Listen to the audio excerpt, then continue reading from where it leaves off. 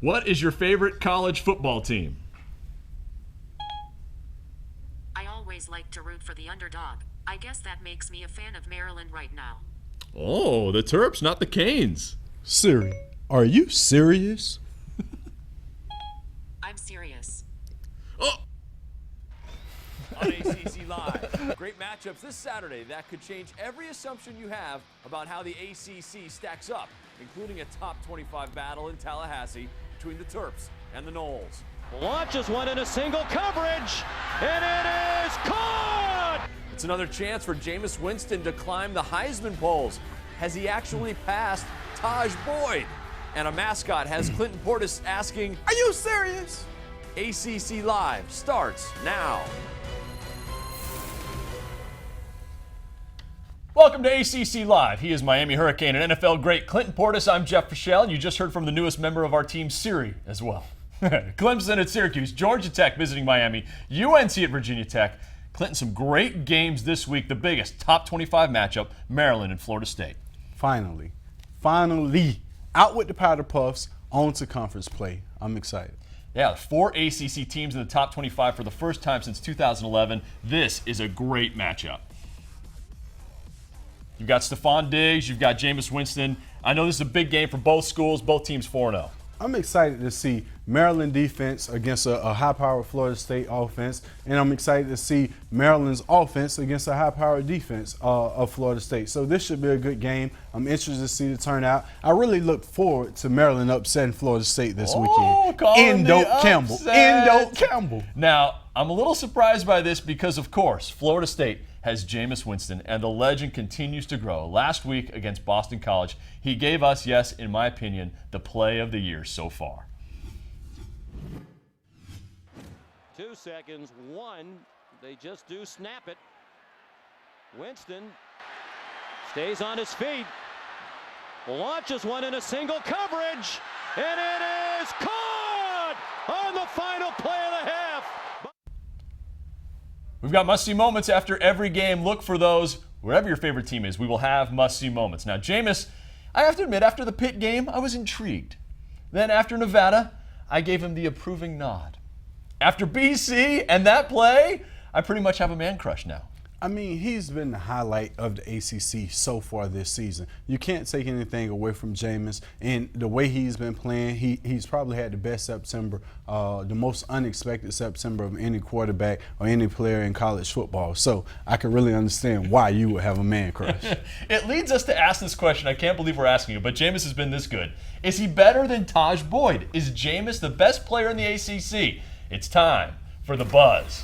So we've been asking you that question. Who should be the ACC's top Heisman Trophy contender, Taj or Jameis? Now, we have been getting a lot of responses to this. A good one from Denver Tigers. He tweeted us, hey, ACCDN, Taj Boyd, of course, he's done better against better competition with no interceptions. He's beaten number 6 UGA. Who has famous J beat? Pitt and BC. All right, strength of schedule, you have to give it to Taj. I mean, you look at Taj and what he did against Georgia, which has a stout defense. He took the Clemson Tigers into North Carolina State and came away with a win. And Jameis so far has given us all excitement. So when you look at an excitement level, you say Jameis Winston. When you look for pure play in a quarterback, you got to say Taj Boyd has the edge right now. So I'm sticking with Taj Boyd until further notice. We'll prove it. They'll prove it soon. So jump in on the conversation. Tweet the ACCDN. Tweet us as well. We will get back and forth with you on the conversation. Who's the guy right now in the ACC? Now, admittedly, Taj Boyd has been getting most of the love on Twitter, but one Pitt fan said not Taj Boyd, Tyler Boyd. That's pretty clever because truly, if not for Jameis, you'd have to say the Panthers wide receiver might be the conference freshman of the year. All right, let's keep moving in the buzz. Great prank from the UNC basketball team. Yes, practice has started. Bryce Johnson posted this video on his Instagram account. He has the camera aimed at point guard Marcus Page. Watch Marcus Page opening up his locker. He gets a bit of a surprise, CP. I can't believe he doesn't notice right now. I mean, when you think pranks, this is great for a locker room. This is really great for a locker room. You look at P.J. Harrison playing around with the guys, still being a part of the team, and you got to think this is great for a locker room. I remember being pranked when I played in Denver. They hazed us one night, broke into our rooms, everybody sleep, and a guy just started screaming in the middle of the night. So the first thing you do is jump up, and immediately they hit us in the face with whipped cream, shaving cream, all of that stuff, and you just got to wipe your face and be done with it. So that's great for UNC locker room. And good to see PJ Harrison having some fun. We know what he's been through. We don't know when he'll be allowed to play in a game, but he's in midseason prank form. Solid work by the Tar Heels. And talking Tar Heels, the greatest Tar Heel, Michael Jordan, was asked about going one-on-one against LeBron. He said in his prime he would have beaten LeBron. So what do you think, Jordan or LBJ? I would have to go with Jordan. I don't know what Mike has against LeBron, and he never shows LeBron love. But at this point, to say in his prime, I would take Jordan as well. Although LeBron is the most dominant of his day today, I would go with Jordan. Now, Jordan said he might not have beaten Kobe because Kobe's mastered all of MJ's moves. NC State great Julius Hodge and I started throwing elbows on Twitter when he tweeted this out this morning. People don't realize LeBron is 6'8", 270, all muscle. Jordan Kobe, too small one-on-one is a different game. He'll post the smaller dudes up. Now, I told Hodge I'm not sure LeBron would finish consistently going to his left, but Julius is right. Size matters one-on-one a little bit. I mean, we could see this from Kobe and LeBron. They can play one-on-one today. Settle and tell it. us. Yeah, That's they right. can settle it. We can't get we don't have the luxury of getting MJ against LeBron, but Kobe and LeBron can play one-on-one any day. Let us watch it. You know, people will pay to see that. Absolutely, and that is the buzz. All right now, let's get to the full schedule for this week. Maryland and Florida State kicking off at noon. So do Ball State at Virginia. Army, Boston College. It may not happen because of the government shutdown. We'll have an update on that coming up. 3 games at 3:30. NC State and Wake. Clemson at the Carrier Dome. Miami hosts Georgia Tech last year. An incredible game between these two schools. The Hurricanes won 42-36 in overtime.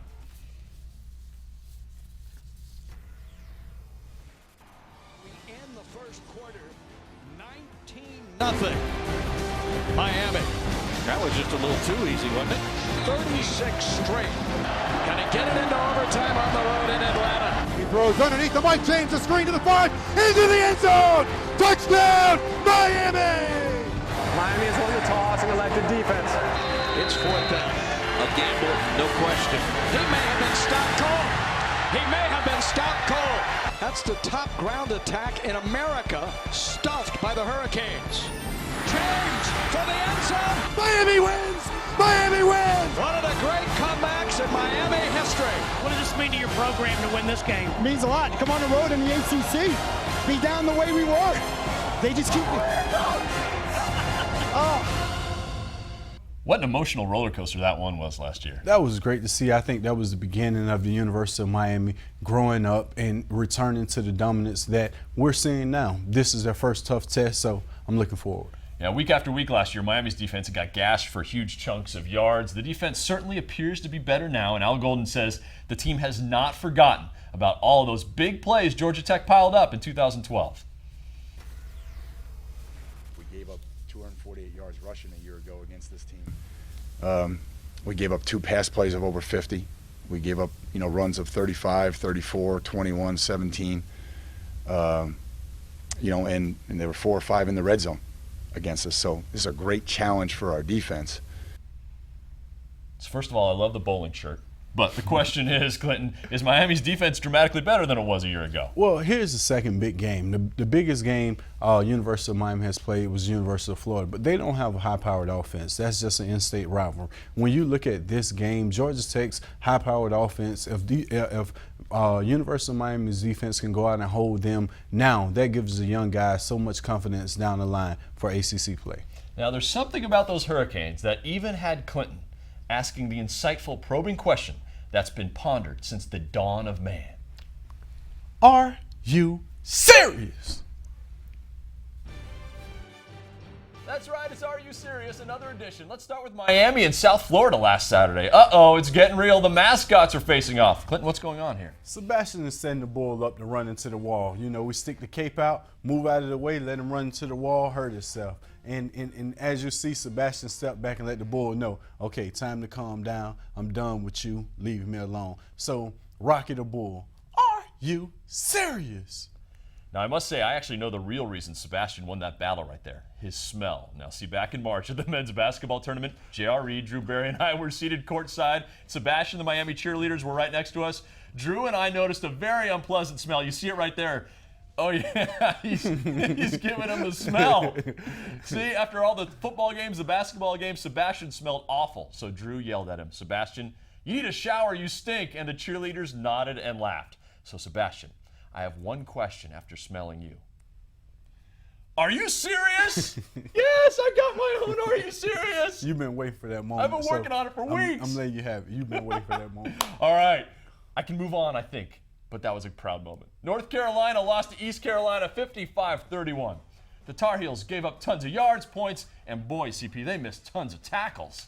I think this is ridiculous. When you look at UNC, they've been known for defense for so long. And to go back to tackling 101. Tackling 101, that's the simplest drill. I would probably put all my players in full pad all week long. And instead of me asking them, they would look at me and say, "Coach, are you serious?"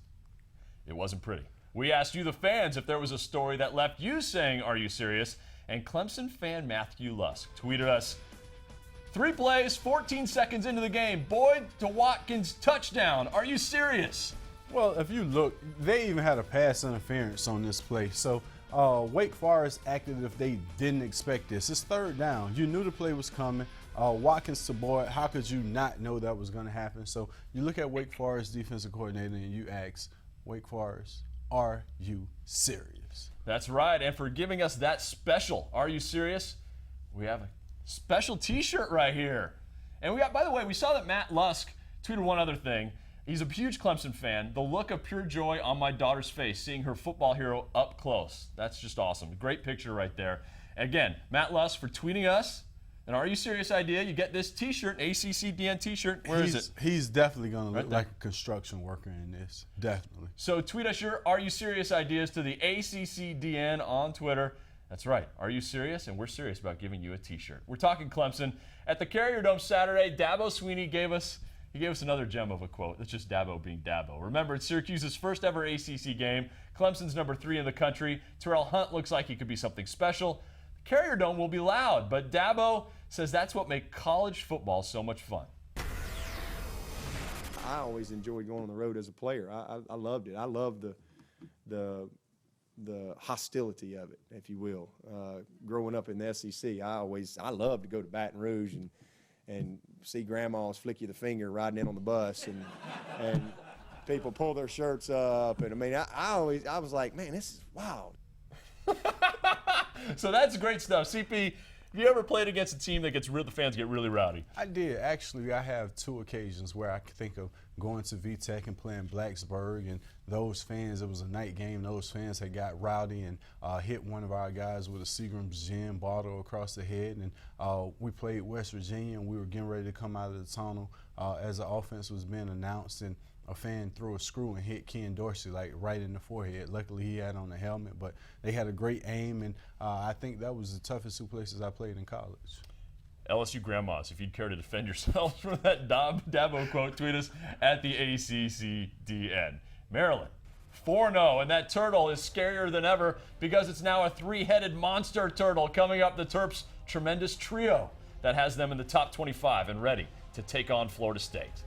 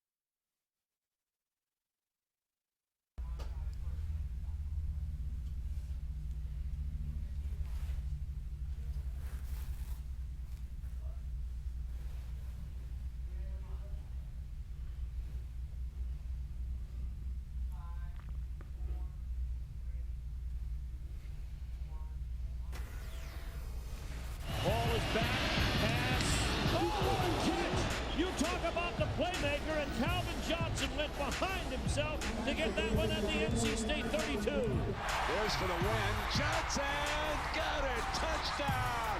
A miracle in South Carolina. They're going to throw a fade to the corner. What a catch. Touchdown. Now you know why we've been talking about it. He makes those look easy.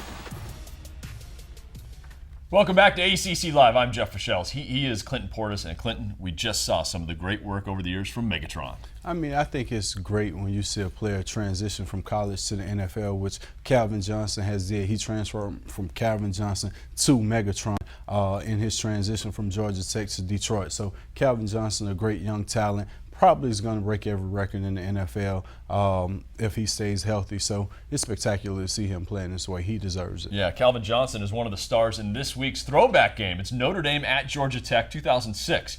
You give us 30 minutes. We will give you the entire game, including a fantastic finish. That's tomorrow at 1 Eastern here on the ACC Digital Network, brought to you by Ruby Tuesday. And while you watch, follow the Twitter feed as well at the ACCDN. I'll be tweeting some nuggets from that game that will blow your mind.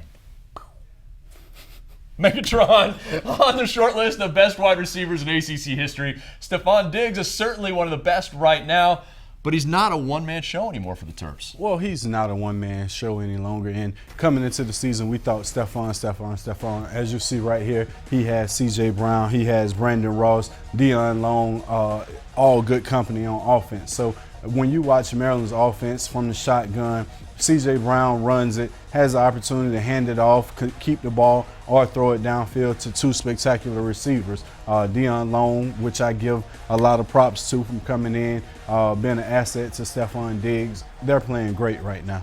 The Terps are, in fact, featured in your CP's top 3 this week. Yeah, man, I had to show the Crab Cake Capital some love. So, you know, that's all they do, crab cakes and football. So in my CP's top 3 this week, I paid tribute to Maryland, and it was great. It was a great piece. Check it out. That's the second week in a row we've made that reference. It's crab cakes and football. We know about Diggs. C.J. Brown now leading the ACC in total offense. Deion Long averaging 5 catches a game. Florida State, though, top 20 in scoring defense, total defense. But last week, BC may have exposed them against the run. 200 yards rushing. Chase Reddick threw 4 touchdowns.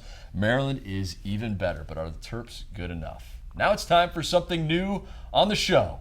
WWCPD, which spells out, what would Clinton Portis do? Clinton, you're my football guru. So I'm putting you in a real-world football scenario and asking you what should have happened. Last Thursday night, Georgia Tech trailing by a touchdown. Yellow Jackets stuck in their own territory, 4th and 2. Paul Johnson goes for it. The Hokies stop him cold. I mean, you have 8 minutes left in the game. So right here, I'm counting on my defense to come out and stuff for Virginia Tech offense that's not that great at moving the ball up and down the field. So I wouldn't have made this call myself, because I would have stuck it on my defense, hoping to get the ball back with 4 or 5 minutes to drive the length of the field. You probably would have got the ball in the same area. You punt it, your defense hold, you probably get the ball in the same area, and you have an opportunity, a fresh 4 downs to do it. So I wouldn't have made that call, and you see what happened. It's a good point. I didn't hate the call, but to show you how much I know, Paul Johnson said afterwards it was a bad decision. So the coach admits he made a mistake. I'm with him. All right, September's over, and for the first time ever, 4 ACC teams are 4-0. We saw some great plays. Clinton remembers the one moment that left him dancing in September.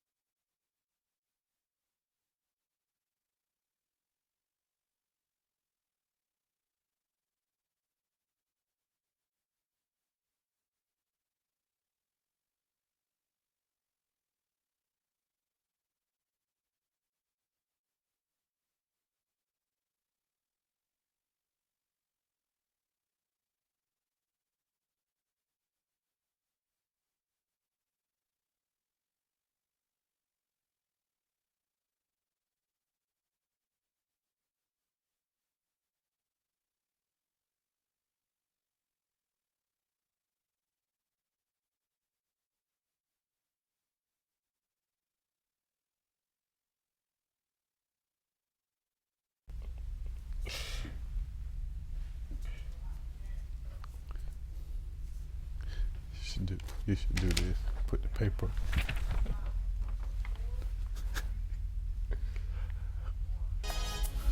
Welcome back to ACC Live. Here's the weekly ACCDN lineup. Sunday, our game of the week. It's the best game from Saturday, cut down to 7 minutes of just the healthy, nutritious parts. No gristle or fat.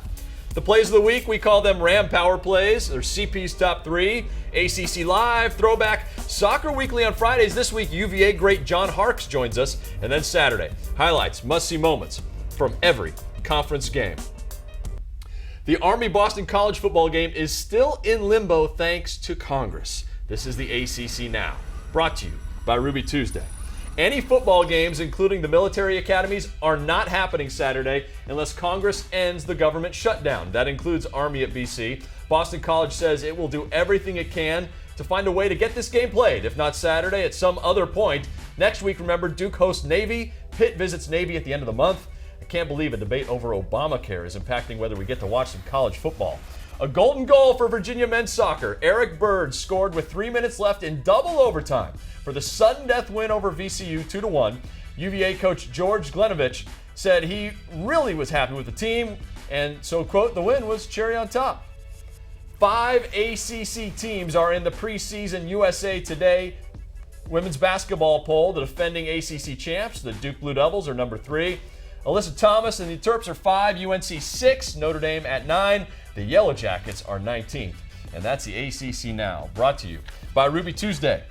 Well, we have turned the page from September to October. A great month of football already in the books for ACC teams. In the top 25 for the first time since 2011. All right, CP, so what was your favorite moment from September? Well, the best moment in single play was Jameis Winston's play against Boston College. But my favorite moment has to be the University of Miami defeating the University of Florida and getting back to national prominence.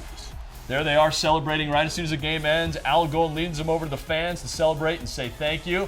So tell us, what was the best ACC moment to you in the month of September? Tweet us at the ACCDN. You can watch the highlights from that Miami-Florida game, the must-see moments from that game as well on the ACC.com. That's ACC Live. Remember, 1 p.m. tomorrow, Thursday. It's ACC Throwback. Thanks for watching.